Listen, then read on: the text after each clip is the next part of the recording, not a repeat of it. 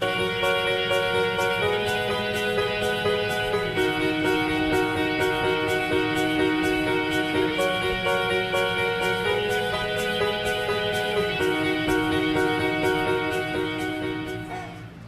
boys and girls, James of 4 here with my dog, Kobe.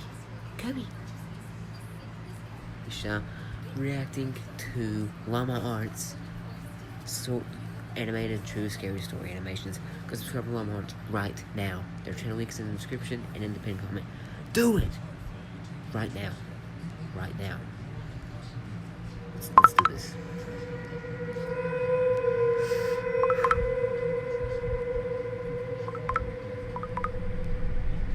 This is a short but terrifying story of something that happened when I was Snapchatting a friend. Okay. I'm pretty young, I'm only 13, still in middle school.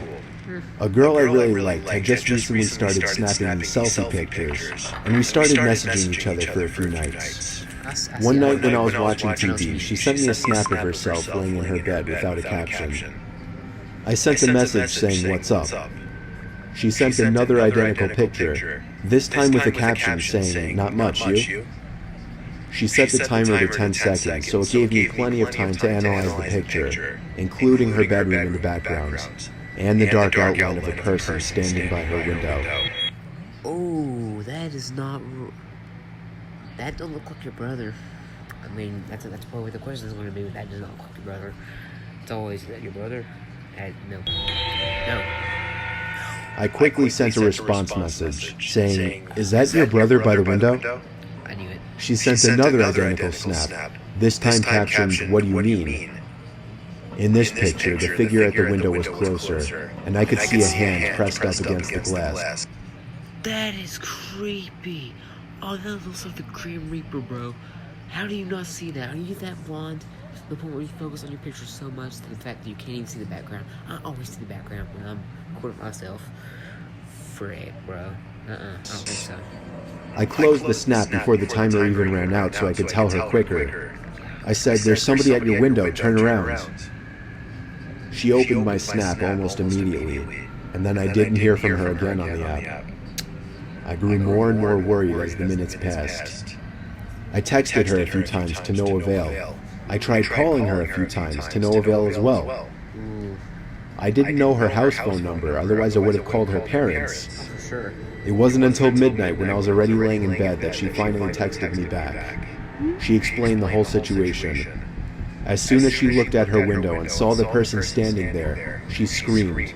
And that caused the person, who turned out to be a 20-something-year-old man, to open the window and jump into the room. Oh, heck no. From there, she ran to her parents' room and woke her dad, who went to her room to find nothing but an... I thought it was going to be one of those situations where, like, it was the 20-year-old man, the robber, that was really texting and said, "It's fine, thanks for worrying about me." But no, that was actually a lot more believable. I respect that. Thank you. An open window. Small touches. It wasn't exactly a personal story of mine, but it freaks me out nonetheless, knowing that the only thing that saved my friend from whatever could have happened was the fact that I was able to see the window through her selfies, unbeknownst to the creeper at her window. Frick, bro. That one was pretty good. I'll give that one an A. Pretty good. Thank you, Llama Arts. Go subscribe to them right now. When I start this next reaction. You done it? Okay. Bathroom Style Airport Stories Animated. Let's go right ahead and do this. The Bathroom Style.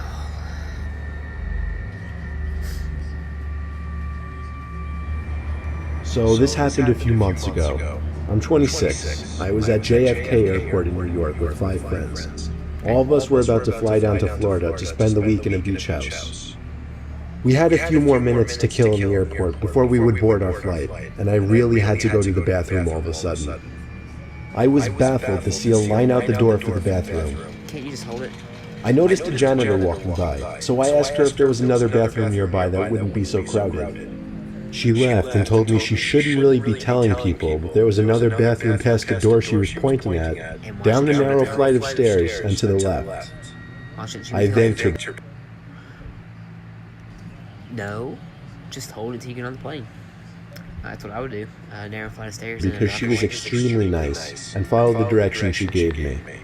Sure enough, behind that door that no one would think to open was a small stairway that led down to a really poorly lit, skinny hallway. It was so narrow that if two people were Once again, I was just waiting till I got on that. I was just waiting till I got on the airplane. No, I ain't doing to that. pass by each other, one person would have to stand against the wall to make room. I found the bathroom right away. The door was extremely heavy and hard to push. Also, the lights were on inside of the bathroom, and it was filthy in there. It was evident that nobody ever really came in there to clean. Now, this is a little embarrassing to mention, but when I go to the bathroom in public places, I always try to make sure nobody else is around to possibly hear me going.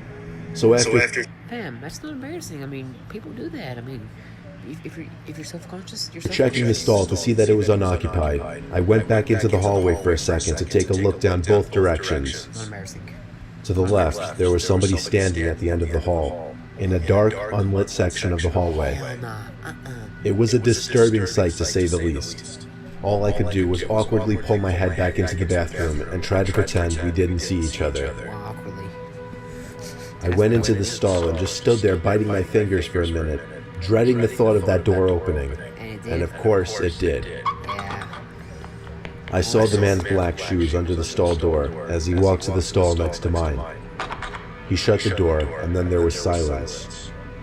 No sound of the man unzipping his fly or sitting down, nothing. I realized I didn't really have to go anymore, and went to unlock the stall door. That's when I looked up and saw the man's head peering over the stall, looking at me. I nearly had a heart attack as my screams bounced off the walls of the tiny bathroom. I ran back up those damn steps and out that door, and then casually walked back over to my friends. I was breathing heavily, but nobody seemed to notice. I didn't tell anyone just because it was embarrassing, and I didn't want my friends to make fun of me in any way. Fam, that's not embarrassing. A creepy guy was peering over a freaking bathroom stall to look at you doing your business. I know, I guess that seems stupid now. A little bit. We went on to have our Florida vacation and all had a good time. Of course, the thought of that creepy man haunted me every night that week.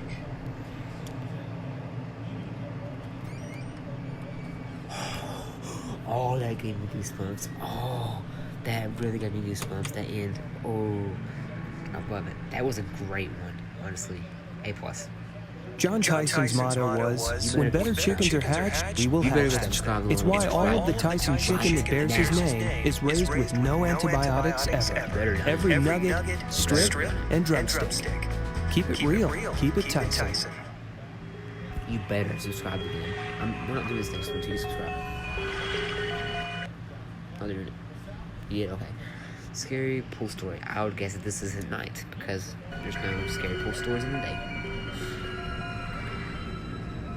It was approaching the end of summer, and my friends and Told you so.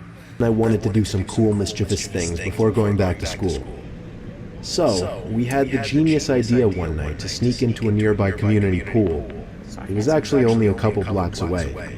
It's right smack in the middle of a residential area. So instead of sitting on a main road or something, it actually just sat around a bunch of houses on a quiet road. During a hot day, the little parking lot would be full and the spot would be bustling. But at 1 in the morning, the place was of course dead. Yeah. There's obviously a big fence surrounding the whole front entrance, as well as a cage that gets closed up when the place closes. So our best way was to get in through the side.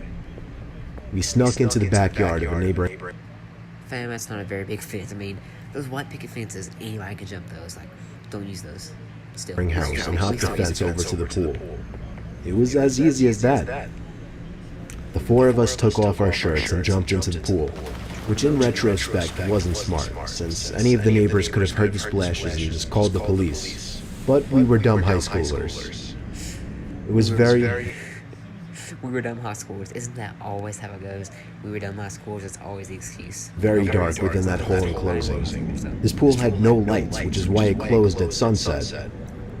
James, Courtney, and Alyssa were on the other side of the pool, as I was just kind of doing my own thing at first, swimming around and getting my face wet. I saw Alyssa get out of the pool shortly after and run away. I swam over to see what was going on. Back here. She was just going to the water fountain, though.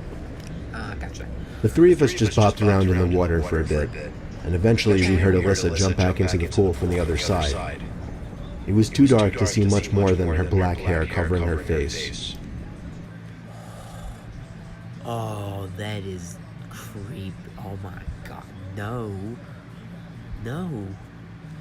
No. But just then we heard Alyssa playfully call something to us as she was walking back to the pool. Okay, thank you, The Adam. three of us in the pool looked at each other. I know they were doing the same thing as me, counting heads. Do your math. There were three of us on this side of the pool, and here came Alyssa walking over to our side. And So who was that on the other side? exactly.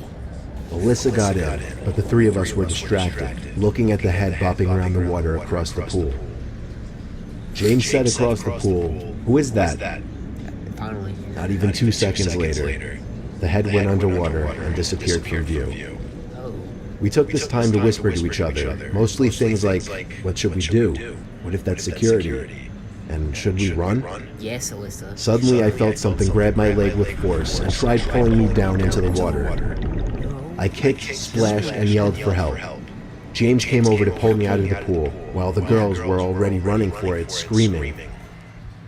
The girls were running for it, screaming. Now, is that the truth? If they were really your friends, they would have helped you out, but that's always how the story goes. Okay, sure. It wasn't until I got to the stairs of the pool that the grip on my leg was released and I was free. We hopped the same fence we climbed over to get in and ran all the way back to Alyssa's house.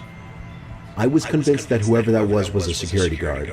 That is, until they literally tried to pull me under the water. We don't know what to think. There are a few possibilities. Maybe it was just another kid messing with us. Maybe it was a security guard who went way too far. Can't be Or nowadays. most likely, Honestly, I mean, nowadays it could be a security guard. it was a dangerous person who had ill intent. No, thank you. Anyway, guys, that is going to be all for this episode. Subscribe to Llama Arts right now. Channel link in the description. Channel link in the pinned comment. Leave them a like. They're in my sub a long time ago, and I'm leaving them likes every single video. Be sure to hit that subscribe button for me and leave me a like as well. And I will see you guys in the next reaction. I'll see you guys in the next reaction. Psych. Go subscribe to Llama Arts right now. Do it. Give you a few seconds.